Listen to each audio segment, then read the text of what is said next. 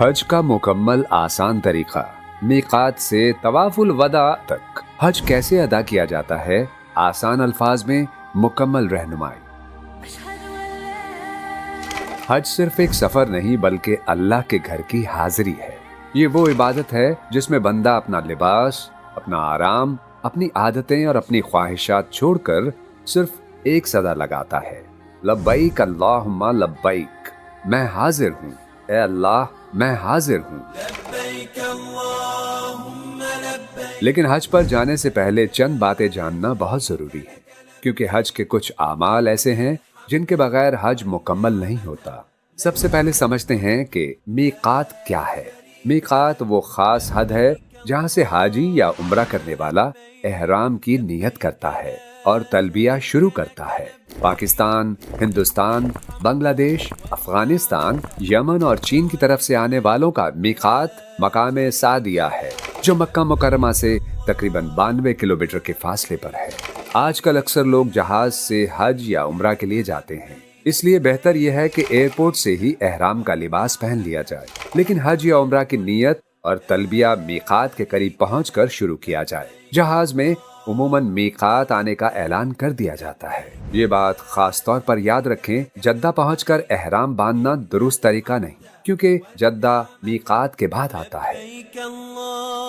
एहराम क्या है? एहराम सिर्फ 2 चादरों का नाम नहीं, बल्कि ये एक इबादत में दाखिल होने का नाम है। जिस तरह तकबीर तहरीमा के बाद इंसान नमाज में दाखिल हो जाता है, इसी तरह एहराम की नियत के बाद इंसान हज या उम्रा में दाखिल हो जाता है और उस पर कुछ पाबंदियां लाजिम हो जाती हैं। एहराम के अहकाम और पाबंदी।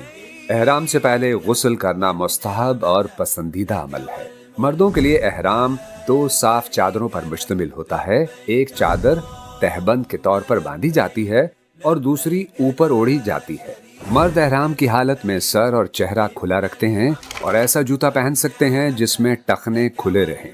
मर्द एहराम की हालत में सिला हुआ लिबास, टोपी, पगड़ी, जुराबें या मोजे नहीं पहन सकते। खुशबू लगाना, बाल या नाखून काटना, शिकार करना, निकाह करना या करवाना, निकाह का पैगाम देना और बीवी से अज़दवाजी ताल्लुक कायम करना मना है।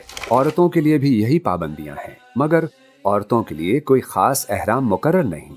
वो अपने आम शरई लिबास में एहराम की नियत कर सकती हैं। अलबत्ता एहराम की हालत में दस्ताने और चेहरे के मुताबिक सिला हुआ नकाब पहनना मना है। ये भी याद रखें कि एहराम का लिबास नया होना जरूरी नहीं। साफ सुथरा पुराना एहराम भी पहना जा सकता है। लेकिन एहराम में कुछ काम जायज भी हैं। बगैर खुशबू वाले साबुन या शैम्पू से गुस्ल किया जा सकता है। आंखों में दवा डाली जा सकती है। बगैर खुशबू वाला तेल लगाया जा सकता है। छतरी इस्तेमाल की जा सकती है और एहराम की चादरें धोई या बदली जा सकती हैं। अब आते हैं हज की सबसे खूबसूरत सदा यानी तलबिया की तरफ। हाजी मीकात से गुजरते हुए ये अल्फाज पढ़ता है, ऐ अल्लाह मैं हाजिर हूँ, तेरा कोई शरीक नहीं, तमाम तारीफें, नेमतें और बादशाही तेरे ही लिए हैं। 8 ज़िल हज को हाजी हज की नियत करता है, एहराम बांधता है, तलबिया पढ़ता है और मिना की तरफ रवाना हो जाता है। मिना में हाजी जोहर, असर, मगरिब, इशा और फजर की नमाजें अदा करता है।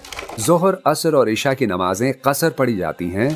फिर आता है हज का सबसे अहम दिन यानी 9 ज़ुल हज, यौम अरफा। ये वो दिन है जिसमें हाजी मैदान अराफात में वकूफ करते हैं। अरफात में वकूफ हज का बुनियादी रुकन है। अगर कोई शख्स अरफात में वकूफ ना करे तो उसका हज नहीं होता। ये दिन दुआ, तौबा, इस्तग़फ़ार और अल्लाह से मांगने का दिन है। मैदान अरफात में जोहर और असर की नमाजें जमा और कसर करके अदा की जाती हैं। सूरज गुरूब होने के बाद हाजी मगरिब की नमाज पढ़े बगैर अरफात से मुज़दलिफ़ा रवाना होता है। मुज़दलिफ़ा पहुंचकर मगरिब और इशा की नमाजें इकट्ठी अदा की जाती हैं। हाजी मुज़दलिफ़ा में रात गुजारता है, फजर की नमाज अदा करता है, दुआ करता है और सूरज तुलू होने से पहले मिना की तरफ रवाना हो जाता है। फिर आता है 10 ज़ुल हज, यौमुन नहर। इस दिन 4 अहम काम किए जाते हैं। पहला काम रमी यानी जमरातुल अक़बा को 7 कंकरियां मारना। दूसरा कुर्बानी करना। तीसरा बाल मुंडवाना या कटवाना। चौथा तवाफ़े ज़ियारत करना। जमरातुल अक़बा को 7 कंकरियां एक एक करके मारी जाती हैं और हर कंकरी के साथ अल्लाह अकबर कहा जाता है। याद रखें, 7 कंकरियां एक साथ फेंकना दुरुस्त तरीका नहीं। अगर कोई 7 कंकरियां एक साथ फेंक दे तो वो सिर्फ एक शुमार होगी। रमी के बाद कुर्बानी की जाती है। हज्जुल तमत्तो और हज क़िरान करने वालों पर कुर्बानी वाजिब है। कुर्बानी के बाद मर्द बाल मुंडवाते या कटवाते हैं और बाल मुंडवाना अफजल है। इसके बाद एहराम की अक्सर पाबंदियां खत्म हो जाती हैं, मगर बीवी से ताल्लुक तवाफ़ ज़ियारत के बाद ही जायज़ होता है। तवाफ़ ज़ियारत हज का अहम रुकन है। हज तमत्तो करने वाले तवाफ़ ज़ियारत के बाद सई भी करते हैं, फिर वापस मिना आ जाते हैं। अयामे तशरीक 11, 12 और 13 ज़ुल्हज को अयामे तशरीक कहा जाता है। इन दिनों में हाजी मिना में क़याम करते हैं और रोजाना के ज़वाल के बाद तीनों जमरात को कंकरियां मारते हैं। पहले जमरा उला, फिर जमरा वुस्ता और आखिर में जमरा अक़बा को रमी की जाती है। अगर कोई शख्स 12 ज़ुल्हज को वापस जाना चाहे तो शरीयत ने उसकी इजाजत दी है, बशर्ते कि वो गुरूब आफताब से पहले मिना से निकल जाए।